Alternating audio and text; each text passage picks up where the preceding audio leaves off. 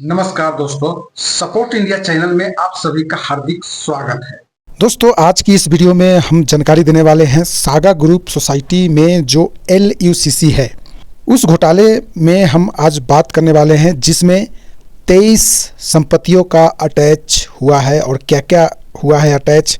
इस घोटाले को हम लेकर आज हम बात करेंगे कि निवेशकों का पैसा मिलने के रास्ते है, उस पर हम पूरा चर्चा करने वाले हैं।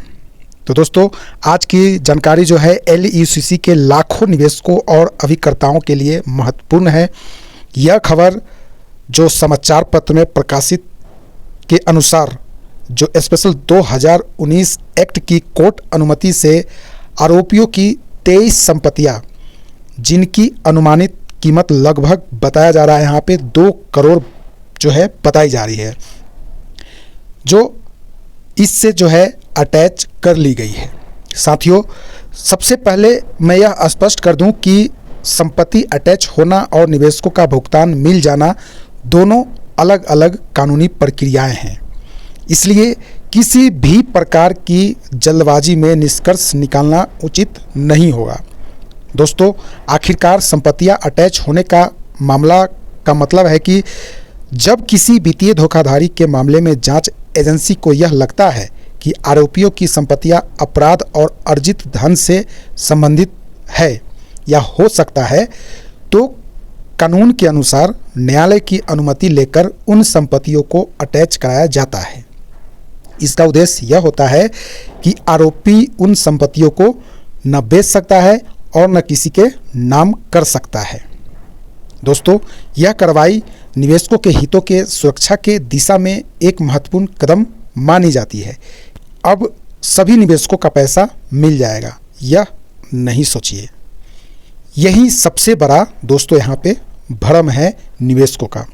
दोस्तों, संपत्तियों के अटैच होने का अर्थ यह नहीं है कि अगले सप्ताह या अगले महीने या अगले कुछ महीनों में आपका भुगतान शुरू ही हो जाएगा।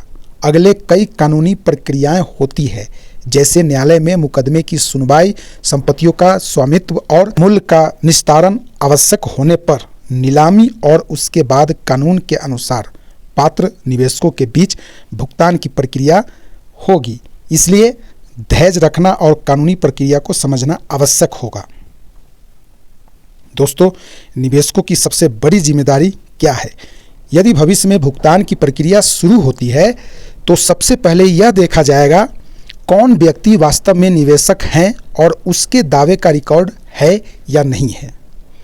तो दोस्तों, इसलिए जहां भी परिसमापक सक्षम अधिकारी या न्यायालय द्वारा दावा आवेदन क्लेम मांगा जा रहा है, वहां समय पर आप अपना जो भी समय है उसके अंदर में आवेदन करना आवश्यक है। अगर आपने कोई भी आवेदन नहीं किया, जो निवेशक है आवेदन नहीं किया और वो सोच रहे हैं कि आवेदन नहीं करेंगे और हमें जो है पैसा मिलेगा, तो यह आपका भूल है।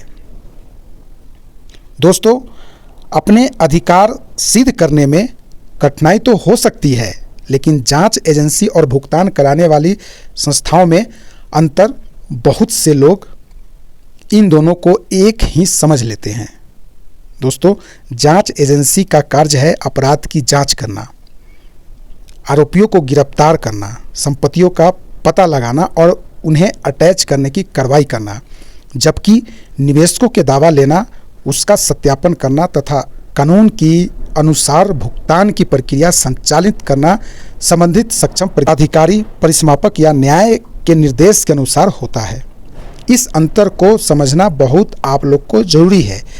दोस्तों, इस समाचार के सकारात्मक संदेश मिलता है। इस समाचार से यह स्पष्ट होता है कि जांच आगे बढ़ रही है, आरोपियों की संपत्तियों को सुरक्षित रखने की कार्रवाई की जा रही है।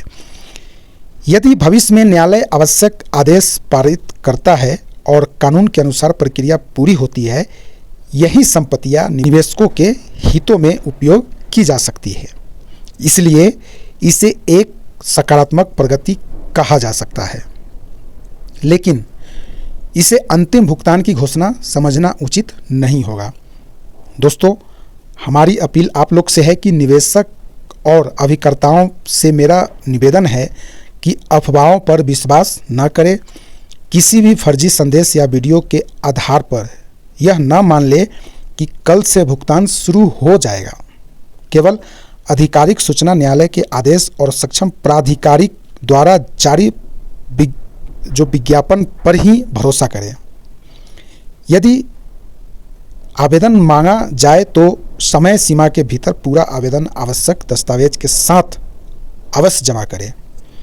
याद रखिए, संपत्ति अटैच होना उम्मीद की शुरुआत है, लेकिन भुगतान तक पहुंचने के लिए कानूनी प्रक्रिया पूरी होना आवश्यक है। दोस्तों, अगर आप LUCC निवेशक या अभिकर्ता हैं तो इस वीडियो को अधिक से अधिक लोगों तक शेयर करें ताकि कोई भी व्यक्ति गलत जानकारी के कारण अपना कानूनी अधिकार न खो दे। दोस्तों, हमारा उद्देश्य किसी प्रकार की अफवाह फैलाने नहीं बल्कि कानून और तथ्य के आधार पर सही जानकारी देना है। दोस्तों, आज चाहता हूं जिससे बहुत सारे निवेशकों को भ्रम में डाल दिया है।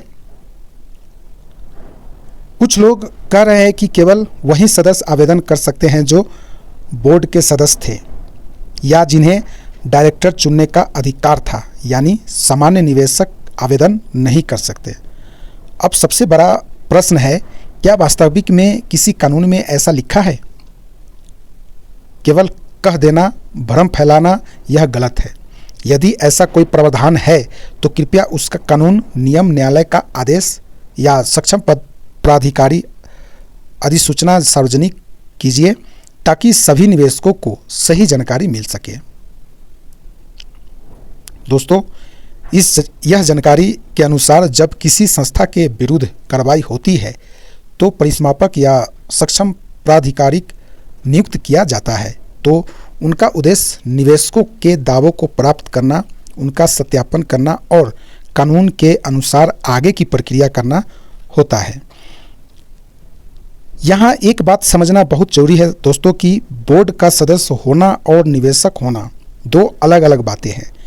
कोई व्यक्ति बोर्ड का सदस्य हो सकता है लेकिन निवेशक न हो, और लाखों लोग ऐसे हो सकते हैं जिन्होंने अपनी मेहनत की कमाई जमा की है लेकिन वे कभी बोर्ड की सदस्य नहीं थे। यदि भुगतान निवेशकों का जमा राशि का होना है तो स्वाभाविक प्रश्न यह है कि दावा करने का अधिकार किसे होना चाहिए?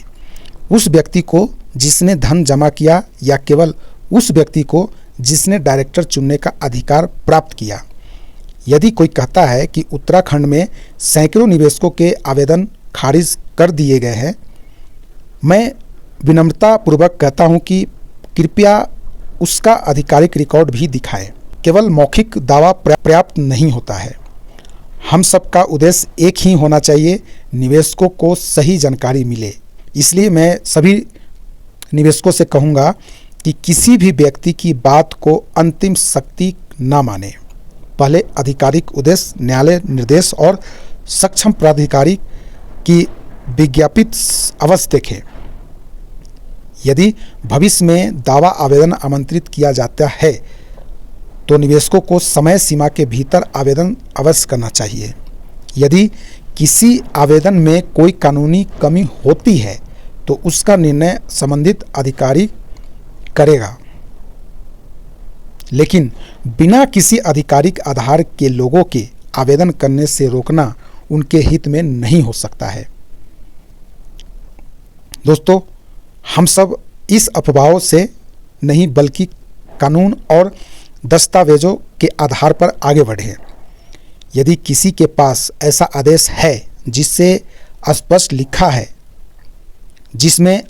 लिखा है केवल बोर्ड सदस्य ही आवेदन कर सकते हैं, उसका स्वागत है। दोस्तों, वह जो है आवेदन जरूर हमारे पास भेजिए ताकि हम भी उसे पढ़ेंगे और फिर सभी निवेशकों तक जानकारी हम पहुंचाएंगे। साथियों, बहुत सारे लोग जो है एक्सेल सीट बना के ले जा रहे हैं। कोई अपना लेके जा रहे हैं तो कोई पर्सनल लेके जा रहा है तो कोई अपना लेकर के जाता है। उसके लिए बाकायदा उन्हें रिसीविंग दी जाती है, कोई खारिज नहीं। पिछले जो फरवरी से अप्रैल तक आवेदन हुए थे उनको उन्होंने खारिज किया है, ना कि जो अभी आवेदन हो रहे हैं उसमें कोई खारिज नहीं हुआ है। यदि सब एक गलत संदेश दिया जा रहा है, अफवाह फैलाई जा रही है और जो केंद्रीय कानून जो चेक 2019 से 4/2 धारा इस पर लागू होती है और ललितपुर एसपी ने भी कहा है कि अब परिसमापक के वहाँ आवेदन करिए और समय से करिए, टाइम का ध्यान रखिएगा और वह खारिज करते हैं तो वो लिखित में देंगे, ऐसे नहीं खारिज कर देंगे कि क्या लिखे हैं, खारिज करने का कारण क्या बताया है। तो दोस्तों यह सब जो है लीगल तरीके से हाई कोर्ट में मामला चल रहा है। तो दोस्तों मैं इसी के साथ इस वीडियो को एंड करता हूँ। वीडियो अच्छा लगे तो वीडियो को ज़्यादा से ज़्यादा लोगों में शेयर करें ताकि लोगों तक यह मैसेज पहुँचे और लोग जो है इन सारे अफवाहों से बचे रहें। तो ओके, जय हिंद, जय भारत, नमस्कार।